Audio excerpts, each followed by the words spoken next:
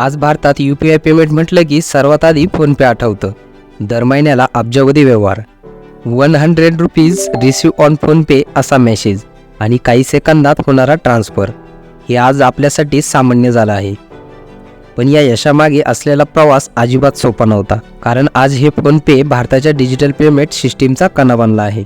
ते कधी काळ फ्लिपकार्टच्या आतला एक छोटासा प्रोजेक्ट होता. या प्रवासात फोनपेवर नियम तोडल्याचे आरोपही झाले. काही बँकांनी व्यवहार थांबवले, मोठ्या कंपन्यांसोबत कायदेशीर संघर्ष झाले. तरीही फोनपे प्रत्येक वेळी अधिक मजबूत बनत गेला. पण प्रश्न असा आहे की फोनपेने गुगल पे सारख्या दिग्गजांना मागे कसं टाकलं? पेटीएम आणि ICICI बँकेच्या आरोपानंतरही लोकांचा विश्वास कसा टिकवला? आणि सर्वात महत्त्वाचं, UPI व्यवहार मोफत असताना फोनपे कमाई कसं करतं? तर चला या व्हिडिओच्या माध्यमातून ही पूर्ण कथा समजून घेऊया. 2015 पूर्वी भारतात पैसे पाठवणं एवढं सोपं नव्हतं. आज फक्त QR कोड स्कॅन करून पैसे पाठवता येतात. पण 2015च्या आधी परिस्थिती वेगळी होती. कोणाला पैसे पाठवायचे असतील तर बँकेत जावं लागायचं, कॅश डिपॉझिट करावं लागायचं किंवा नेट बँकिंगमध्ये account number, IFSC code, OTP असा गुंतागुंतीचा व्यवहार असायचा. याच कारणामुळे भारतात कॅश ऑन डिलिव्हरी प्रचंड लोकप्रिय होती. त्याच काळात फ्लिपकार्टमध्ये हेड ऑफ इंजिनिअरिंग असलेले समीर निगम यांनी एक गोष्ट लक्षात घेतली. लोक ऑनलाईन खरेदी करत होते, पण पेमेंट करताना कॅशचाच पर्याय निवडत होते. कारण डिजिटल पेमेंटवर त्यांचा विश्वास नव्हता. मग समीर यांच्या मनात एक विचार आला, जर पैसे पाठवणं व्हॉट्सअपवर मेसेज पाठवणं इतकं सोपं झालं तर काय होईल? हा विचार त्यांनी त्यांच्या 2 मित्रांसोबत शेअर केला, राहुल चारी आणि Burzin engineer.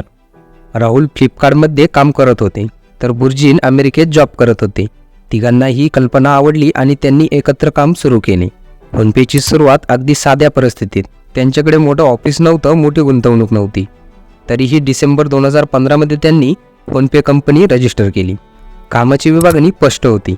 Burzin backend system, Rahul system design व समीर प्रॉडक्ट व्हिजन आणि युजर एक्सपिरियन्स. फ्लिपकार्टकडे त्या काळात FX स्मार्ट, PZP असे जुने पेमेंट सिस्टम होते, पण ते फारसे विश्वासार्ह नव्हते.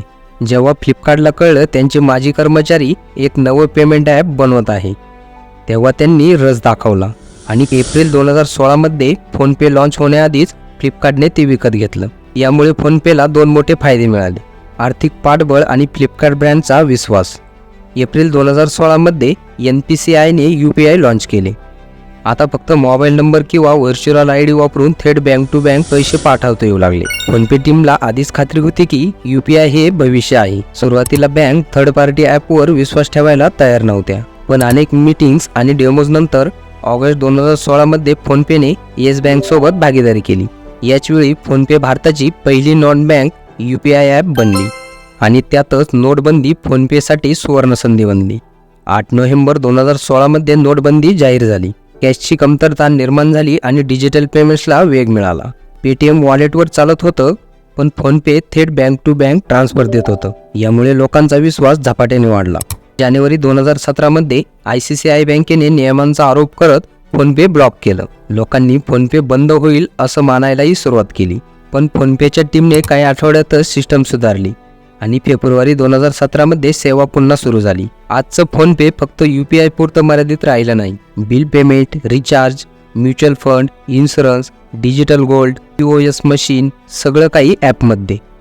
तर आता तुम्ही म्हणाल, फोनपे पैसे कसं कमवतं? UPI व्यवहार मोफत असले तरी रिचार्ज आणि बिल पेमेंटवर कमिशन, इन्शुरन्स आणि इन्व्हेस्टमेंटवर ब्रोकरेज, मोठ्या मर्चंट्सकडून इंटिग्रेशन फी, दुकानांसाठी QR आणि POS सोल्युशन. 2017 गुगल पे आला. पेटीएम आधीच मोठा होता, पण फोनपेने स्मूथ अनुभव, छोटे शहर, लोकल दुकाने, विश्वासार्ह सेवा यावर लक्ष केंद्रित केलं. सुमारे 46% UPI मार्केट शेअर, दर महिन्याला अब्जावधी व्यवहार, भारताच्या डिजिटल इकॉनॉमीचा महत्त्वाचा भाग.